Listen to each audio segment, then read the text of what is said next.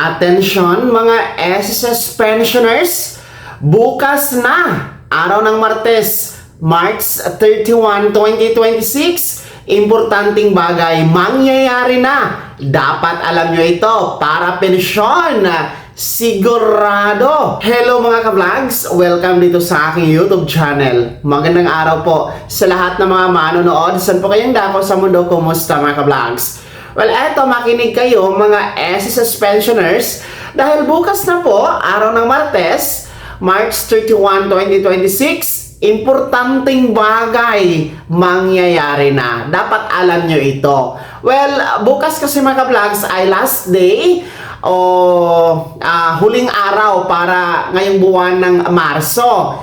No?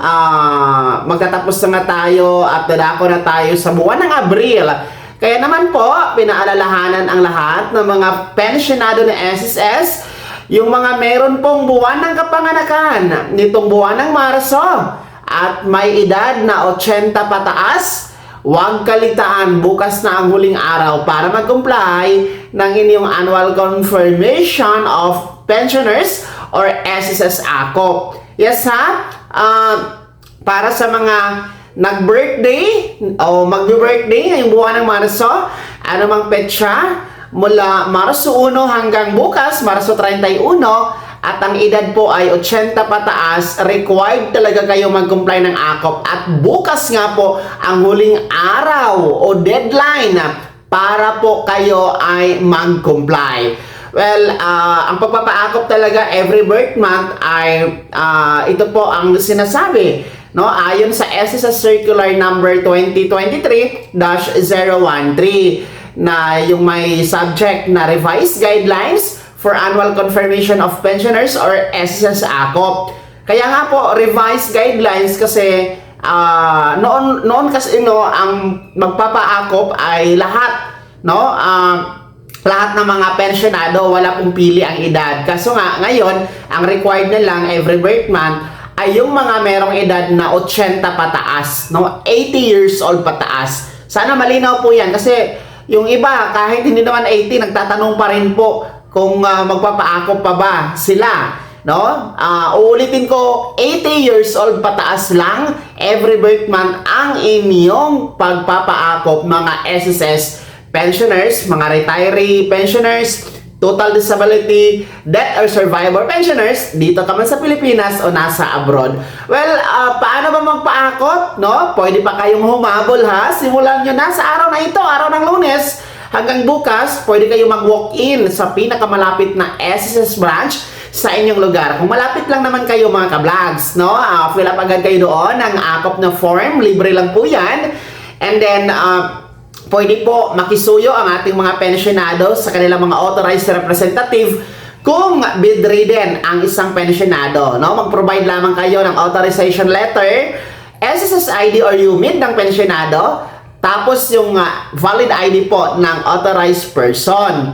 Yung mga nasa abroad, pwede kayo mag-apply ng ACOP through video conference. Well, mag-set muna kayo ng online appointment kay SSS through your My SSS account. So, mag-video conference kayo to comply your ACOP. Online lang po yan mga ka-vlogs. And then, meron din po tayong bagong pamamaraan sa pag-comply ng ACOP via facial authentication. Ito po yung isa-scan nyo lang po ang inyong mukha. Tapos, makukumply na po yung inyong ACOP. So, punta lamang kayo sa website na SSS, ang sss.gov.ph.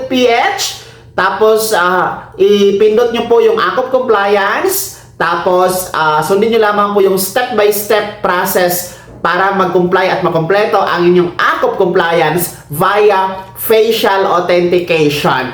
So, mahalaga ito mga ka-vlogs. So, huwag nyo itong pabayaan, no, na hindi nyo makomply ang ACOP. Kasi kapag nagkataon, tutungtong tayo sa Abril na, no? April 1 pataas, tapos hindi kayo nag-comply ng ACOP, baka wala kayong pensyon na makuha pagdating po ng Mayo or Hunyo, di ba? So, wag yun yan pong antayin na mangyari dahil balik ACOP pa rin po kayo para po maibalik ang inyong pensyon pag nagkataon at magantay kayo ng 3 buwan bago yan maibalik. Kaya hassle po para sa inyo. Kaya dapat i-comply talaga ang Annual Confirmation of Pensioners or SSS ACOP. Uulitin ko ha mga SSS pensioners, no, bukas na po, araw ng Martes, Marso 31, no, ang deadline o ang huling araw sa pag-comply ng ACOP, no, para ito sa mga merong buwan ng kapanganakan nitong buwan ng Marso at ang edad ay 80 years old pataas. So please comply your ACOP